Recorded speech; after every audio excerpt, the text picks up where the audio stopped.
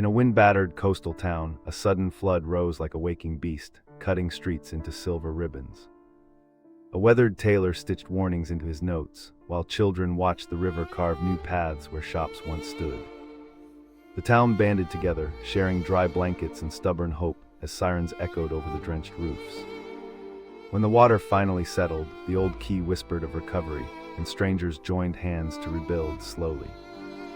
The tale lived on in repaired walls and brighter dawns, teaching that resilience flows as surely as the tide.